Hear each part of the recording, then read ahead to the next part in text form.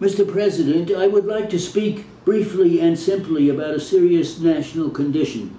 It is a national feeling of fear and frustration that could result in national suicide and the end of everything that we Americans hold dear. It is a condition that comes from the lack of effective leadership either in the legislative branch or in the executive branch of our government.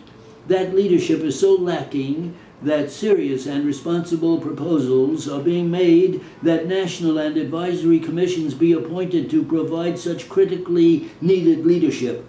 I speak as briefly as possible because too much harm has already been done with irresponsible words of bitterness and selfish political opportunism.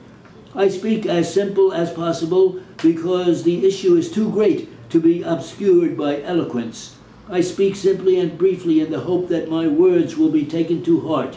Mr. President, I speak as a Republican, I speak as a woman, I speak as a United States Senator, I speak as an American. The United States Senate has long enjoyed worldwide respect as the greatest deliberative body in the world, but recently that deliberative character has too often been debased to the level of a forum of hate and character assassination sheltered by the shield of congressional immunity.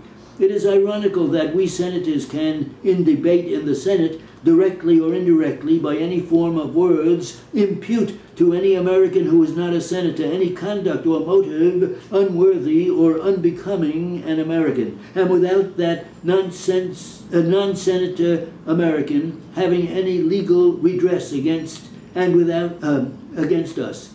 Yet, if we say the same thing in the Senate about our colleagues, we can be stopped on the grounds of being out of order.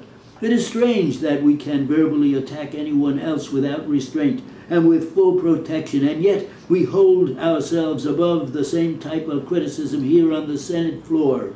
Surely the United States Senate is big enough to take self-criticism and self-appraisal. Surely we should be able to take the same kind of character attacks that we dish out to outsiders.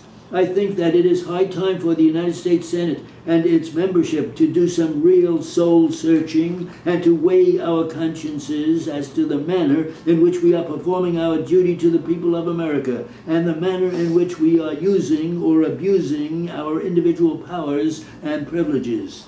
I think it is high time that we remembered that we have sworn to uphold and defend the Constitution.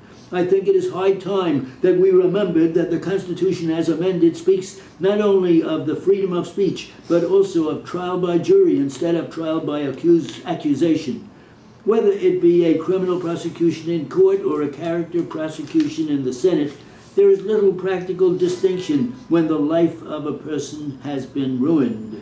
Those of us who shout the loudest about Americanism in making character assassinations are all too frequently those who, by our own acts, ignore some of the basic principles of Americanism: the right to criticize, the right to hold unpopular beliefs, the right to protest, the right of independent thought.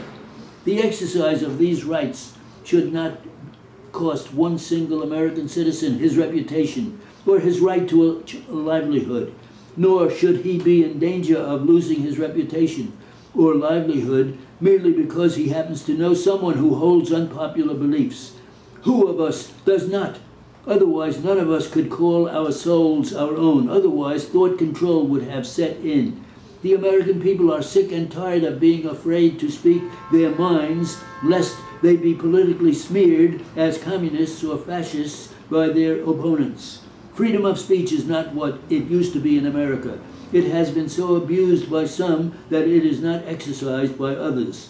The American people are sick and tired of seeing innocent people smeared and guilty people whitewashed.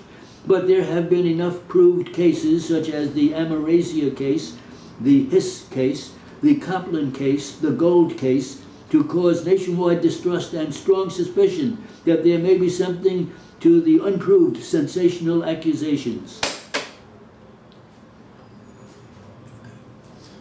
How's it? 140. Yeah, a little too fast. Too fast?